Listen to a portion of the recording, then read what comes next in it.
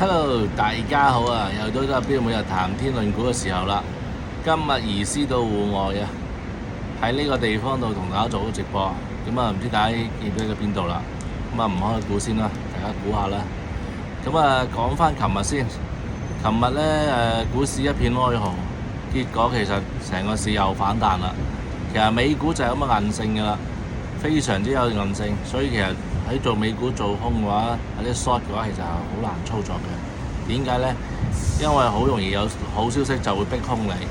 其實而家嘅多頭咧玩嘅操作就係不斷咁拉到一部分時候出啲利空消息，你哋以為好恐慌，你追落去想追空佢，咁就即刻反彈拉爆你。呢個就係近期嘅一啲操作方式。咁琴日係咩好消息呢？其實特朗普又係吹雞，就意思就話個市會再次回復高潮嘅。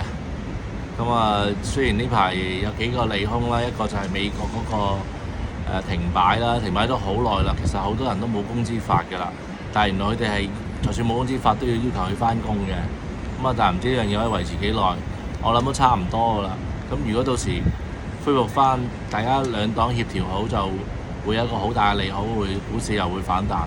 第二個呢一樣嘢呢，就係呢個特朗普呢，就嗰個關稅政策呢，好似準備由呢個最高人民法院去判呢個是否合法。咁啊，有大概好多人都覺得係會判佢唔合法，但係有好大嘅比例係判佢合法嘅。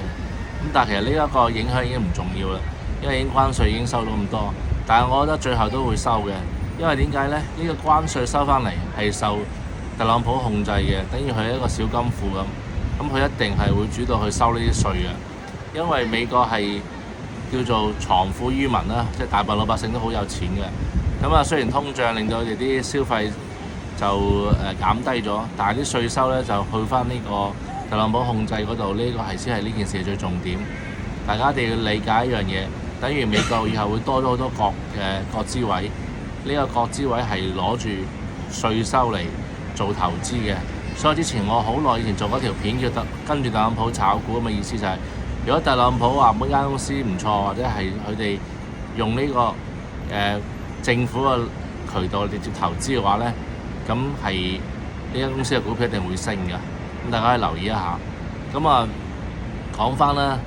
琴日有個小插曲嘅，咁啊我好開心，咁啊我認識嘅即係我好尊敬嘅一個前輩啦，阿蔡文勝先生點讚咗我個朋友圈嘅，佢係點讚咗我發嘅視頻，係好難得，多謝佢嘅認可先啦。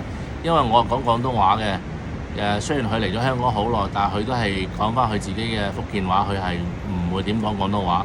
但係我估佢以佢咁聰明才智，佢係識聽廣東話嘅。所以我唔知道係咪有睇我視頻定係最主要睇我嘅視頻嘅字幕啦嚇。咁佢好認可我琴日嗰條視頻嘅，多謝晒先。咁啊，因為蔡總咧一直都係鼓勵我哋咧去多啲投資嘅比特幣嘅，所以有一次高山活動咧，我送咗塊比特幣嘅畫俾佢嘅。咁啊，多謝佢對我哋呢個同學嘅指導，因為當時候佢指導我哋買比特幣嘅時候，比特幣嘅價錢應該係3000蚊左右嘅啫。咁你諗下，而家都成10幾萬啦，都升咗差唔多有20幾倍啊！好犀利，呢個預測同埋佢呢個對比特幣嘅堅持係我哋覺得好值得大家去稱道嘅。好啦，咁啊今日嘅每日一牛股重點嚟啦。咁啊由於呢個視頻號呢就唔俾我講每日一牛股㗎，一講牛股呢又涉及到推薦有限流，所以呢我條片會分兩段嘅。其他渠道呢就會有2條片嘅，後邊會講每日一牛股。咁咧視頻號就係講到此為止啦。咁啊，如果可以留意我嘅星球去睇我嘅每日一牛股，或者係其他渠道睇啦。今日推薦乜嘢咧？推薦呢隻股票叫做 BM， 係做咩嘅咧？呢間公司犀利啦，係做呢個能源儲能嘅。而家未來 AI 咧發展非常之迅速啊，咁啊對於呢個能源儲能方面要求就越嚟越高啦。咁其實美國咧係嘅電力設備咧，其實相對於中國嚟講係落後嘅，所以好多電咧其實係浪費咗，或者係冇儲備好啦。所以儲能呢個領域咧，大家可以留意下，未來一定係一個美國好重要投資領域，因為 AI 要需要好多電力嘅，咁儲能呢樣行業就係非常重要啦。咁琴日我都唔知係有啲乜嘢嘅利好消息，令到有好多間呢個儲能股票係升咗㗎。咁我今日主要推呢間叫 BM 嘅。咁呢間公司咧係點解會嚟嘅咧？其實好少人留意呢間公司㗎。我諗知道人應該係數之又少嘅。佢係我認識嘅一個科學院嘅院士推薦俾我㗎。佢喺美國嘅。咁佢推薦呢間公司，佢話呢間公司基本面唔錯，叫我留意一下。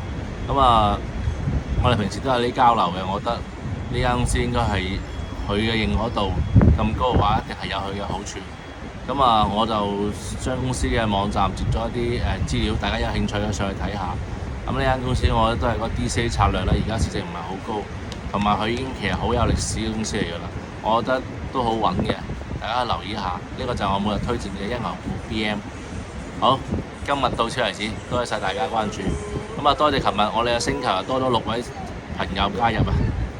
期待更加有多啲朋友入嚟一齊溝通同埋研究股票嘅買賣時機啦。多謝晒，拜拜。